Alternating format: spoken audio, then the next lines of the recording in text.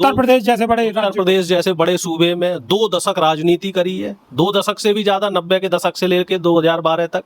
आप तो उनके पैर का जो है धोन के बराबर नहीं है। अब चंद्रशेखर जी अगर इस तरह की बात कह रहे हैं और हमारे बड़े भाई ने जो बताया है, तो हमें लग रहा है कि ये भी सी टीम बन गए हैं, जैसे वो चचा जान है। मानता हूं कि जो हमारे बहुजन नेता हैं उनके ऊपर आपको कटाक्ष नहीं करना चाहिए, चाहे मान्यवर कांसीराम जी हो, नेताजी हो, बहन मायावती जी हो। इन्होंने समाज के लिए जो किए हैं, जो एक मील के पत्थर स्थापित किए हैं। मुझे तो लग रहा है इनका रिमोट किसी और के पास है, वहां से ये संचालित हो रहे हैं। तो जो कहलवाना चाहते हैं, अब बीजेपी यहाँ भी दूसरी एक और नए सिरे की राजनीति खेल रही है। Remote remote remote remote remote कहीं और जगह है। नमस्कार, क्या हाल चाल है? सब ठीक है? बहुत बढ़िया, बहुत बढ़िया। अपनों और अपने को ख्याल रखो, और जब टाइम मिले तो वीडियो जरूर देखो। देसी देख, बिगर ब्रेक, बगल लाग लपेट, बिल्कुल देसी अंदाज में। मैं विपिन बेबाक, और आप देखना शुरू कर चुके हो स्वराज टाइम्स न्यूज़। और हमारे साथ दो मेहमान हैं। प्रोफेसर रमेश यादव हैं और बराबर में सुमिति यादव है। दोनों का जो सवाल होंगे, लेकिन सवाल होंगे बहुजन समाज से रिलेटेड, और कोई सवाल नहीं होगा। सिर्फ बात यही होगी, कोई जहाजबाज की बात नहीं होगी। बहुत सारे एक्सीडेंट है गए, हेलीकॉप्टर गिर गए, रोज़ बुरी खबर आ रही है, रोज़ बुरी खबर आ रही है, देश से बुरी खबर आ रही है, विदेश से बुरी खबर आ रही है। अब बहुजन समाज के कछु नेता भी बुरी बात कर रहे हैं, और जो बुरी बात कर रहे हैं और बहन जी के नहीं है कछु कह रहे हैं, उन पर चर्चा करेंगे, या तो अलग और कोई चर्चा नहीं करेंगे। तो स्वागत है साहब जी, बहुत बहुत धन्यवाद। स्वागत है जी। जी शुक्रिया। प्रोफेसर रमेश यादव, चंद्रशेखर आजाद सीधे सीधे बसपा सुप्रीमो बहन मायावती पे निशाना साध रहे हैं और कह रहे हैं कि अब बहुजन समाज को विश्वास बहन मायावती ते उठ चुको है। अब समाज विश्वास नहीं कर रहा है, और अब लड़ाई सिर्फ हम लड़ेंगे। नहीं, चंद्रशेखर जी अगर इस तरह का बयान दे रहे हैं तो थोड़ी सी जल्दबाजी होगी, क्योंकि वो सिर्फ अभी एक बार सांसद बने हैं, और अभी सांसद बने भी उन्हें कोई ज़्यादा समय नहीं हुआ, 1 ही साल हुआ है। और खुद चंद्रशेखर जी पे अभी कई तरह के आरोप लगना शुरू हो गए हैं। तो ये तो वही बात हो गई कि जिसके खुद के दामन में छींटे हैं और वो दूसरों को कह रहा है कि साहब आपके दामन पाक साफ नहीं है। अहम मसला और अहम मुद्दा ये है कि इस समय जो देश में जो दलित समाज है वो हाशिए पे रखा गया है, और बीजेपी इतनी बड़ी दुस्साहस भरा जो काम कर रही है। 1 महीने से ज़्यादा का समय हो गया है, ग्वालियर में अभी भी बाबा साहब की मूर्ति स्थापित नहीं हो पाई है। ये एक राष्ट्रीय नहीं, अंतर्राष्ट्रीय मुद्दा होना चाहिए। इसमें चाहे चंद्रशेखर जी हो, चाहे बहन मायावती जी हो, चाहे कोई भी बहुजन समाज का नेता हो, सबको आपसी रार को छोड़कर वहाँ पर शक्ति प्रदर्शन करने की ज़रूरत है। और मैं अब आता हूँ आपके सवाल पर। अभी चंद्रशेखर जी जिस क्लास में पढ़ रहे हैं, तो उस क्लास में उनको अभी पूरी ट्रेनिंग लेने की ज़रूरत है। बहन मायावती जी एक दौर जी चुकी है। अगर यूँ कहते हैं कि जा क्लास में वो पढ़ रहे हैं, वह स्कूल को बसपा सुप्रीमो बहन मायावती अपनी यूनिवर्सिटी से एफिलिएशन दें, बिल्कुल दें, उसमें कोई गुरेज है नहीं। कोई व्यक्ति 3 बार 4 बार मुख्यमंत्री रह लिया, उत्तर प्रदेश जैसे बड़े सूबे में 2 दशक राजनीति करी है, 2 दशक से भी ज़्यादा, 90 के दशक से लेकर 2012 तक। आप तो उनके पैर का जो है धोन के बराबर नहीं है, पैर के धोन के बराबर नहीं है। गौतम बुद्ध नगर जो आज देख रहे हैं चंद्रशेखर जी, जहां गौतम बुद्ध नगर की चमक दमक में जहां ये स्टूडियो में बैठ के पॉडकास्ट करते हैं, इंटरव्यू देते हैं, वो गौतम बुद्ध नगर किसका बनाया हुआ है? वो मीडिया हाउसेस जहां वो इंटरव्यू दे रहे हैं, वो बढ़िया बिल्डिंग किसकी बनाई हुई है? और जो नगीना से दिल्ली तक फराफर चल के आ जाते हैं, तो वो इंफ्रास्ट्रक्चर किसने बनाया है? भाई या तो बहन जी ने बनाया है या नेताजी की सरकार में बना है। तो पहले कुछ आप करके दिखाओ, पहले एक बड़ी लाइन खींच के दिखाओ, फिर उसके बाद बड़े नेताओं के ऊपर आप लांछन लगाओ। मैं तो ये मानता हूँ कि जो हमारे बहुजन नेता हैं उनके ऊपर आपको कटाक्ष नहीं करना चाहिए, चाहे मान्यवर कांसीराम जी हों, नेताजी हों, बहन मायावती जी हों। इन्होंने समाज के लिए जो किए हैं, जो एक मील के पत्थर स्थापित किए हैं, हम लोग उसकी कभी सोच भी नहीं सकते। बराबरी तो दूर की बात है, उतना सोच भी नहीं सकते। प्रोफेसर रमेश यादव, आपके पास आएंगे, पहले सुमिति यादव की प्रतिक्रिया ले लें यही विषय पे। सीधे बसपा सुप्रीमो बहन मायावती पे चंद्रशेखर आज़ाद ने सवाल उठाया हो, आपकी प्रतिक्रिया है? मुझे तो लग रहा है इनका रिमोट किसी और के पास है, वहाँ से ये संचालित हो रहे हैं। तो जो कहलवाना चाहते हैं, अब बीजेपी यहाँ भी दूसरी एक और नए सिरे की राजनीति खेल रही है। Remote remote remote remote remote कहीं और जगह है। बहुजन समाज के लोगों, आप समझ रहे हो रिमोट कहीं दूसरी जगह है और दबाया जा रहा हो वहाँ पे। या को मतलब क्या है? बिल्कुल स्पष्ट तौर पे सुमित यादव जी से पूछने की कोशिश करेंगे तो यार खुल के बताओ, समाज के लोग खुल के जानना चाह में। देखिए, बैकवर्ड में जैसे इन्होंने करवा दिया यादव बनाम अदर, ऐसे ही अब ये जो है एससी वर्ग में करवाना चाह रहे हैं जाटव बनाम अन। क्योंकि जो एससी वर्ग का वोट है बीजेपी नहीं चाह रही कि ये इकट्ठा रहे। रिमोट वाली बात बताओ, रिमोट वाली बात क्या है? रिमोट वाली बात तो ये है, आप इनके बयानों में देखिए कैसा इंडिया को देख विरोध के है। कहो, हाँ, कैमरा पे देख के इनके बयानों में आप देखिए जो है कितना विरोधाभास है। कल ये कुछ और कहते हैं, आज कुछ को और कहते हैं। तो आप अंदाजा लगा लीजिए कि इतना क्या परिवर्तन आ गया 2 ही दिन में भाई। क्या आप अभी कुछ कह रहे थे, अब कल को कुछ कहने लग गए? तो इसका मतलब आप कहीं से संचालित हो रहे हैं। भाई आदमी की एक अपनी विचारधारा होती है, लेकिन वो एकदम 180 से टन मार जाए तो इसका मतलब कुछ कहीं और देश संचालित है रो है। कार्यक्रम प्रायोजित कार्यक्रम पेश करो जा रहा है। बात कुछ समझ तो रहे होगे आप। चलो अगर नहीं समझ रहे तो अभी थोड़ी देर में और समझ जाओगे। तो प्रोफेसर अरुणेश यादव, बसपा सुप्रीमो मायावती के नैया कोई भी और विरोधी पार्टी में कोई भी बड़े से बड़ो नेता हो, वो कोई भी सीधो कोई भी सवाल बसपा सुप्रीमो पे नहीं उठावे, बचने की कोशिश करे हर आदमी, उनका मान सम्मान करे।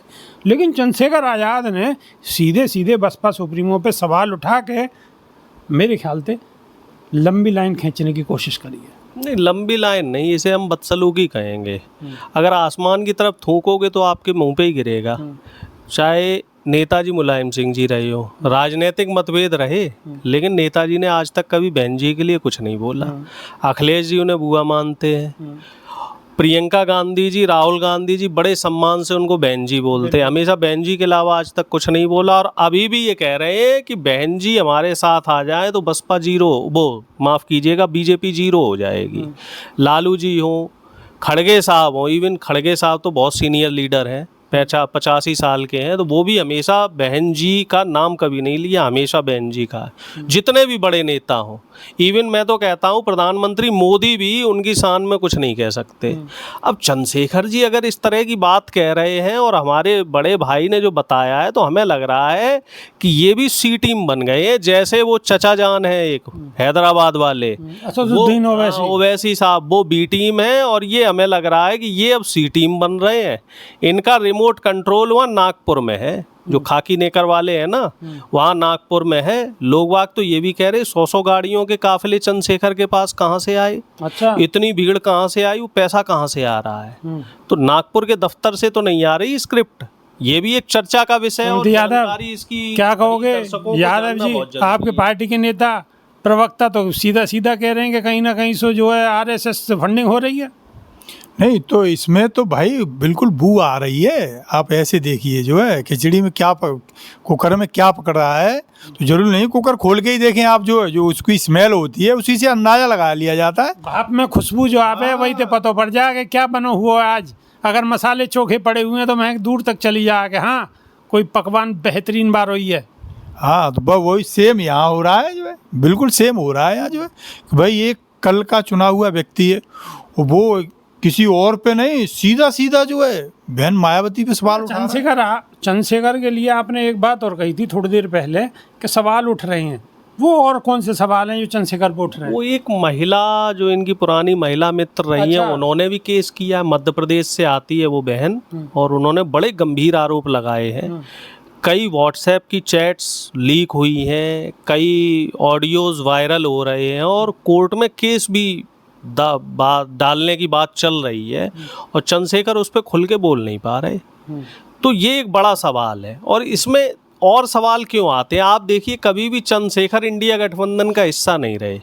कोई ना कोई कारण बना के ये इंडिया गठबंधन से बाहर हो जाते हैं। मध्य प्रदेश चुनाव हो, ये अलग लड़ेंगे। यूपी का विधानसभा चुनाव हो, अखिलेश यादव जी कह रहे थे 3 सीटें ले लो, नहीं जी इन्हें 10 सीट चाहिए। अब तो ताल ठोक रहे हैं कि हम सारा उत्तर प्रदेश की और बिहार की सब सीटों पे चुनाव लड़ेंगे। लोकसभा चुनाव में ये अलग लड़े, भाई जब आप बहुजनों की लड़ाई लड़ रहे हैं, राहुल गांधी जी बहुजनों के लिए सब कुछ छोड़ के ताल ठोक के आगे आ रहे हैं, तो आप उसमें शामिल हो जाइए ना। आप इंडिया गठबंधन में क्यों शामिल नहीं हो रहे? 234 से 235 सांसद हो जाओ।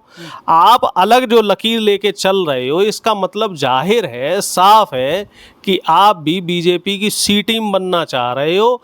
आपको भी वहीं से प्रायोजित कार्यक्रम मिल रहे हैं कि कहाँ आपको पहुँचना है, कहाँ नहीं पहुँचना है, कहाँ बहन जी पे हमला करना है, कहाँ अखिलेश जी पे हमला करना है, कहाँ कांग्रेस पे हमला करना है।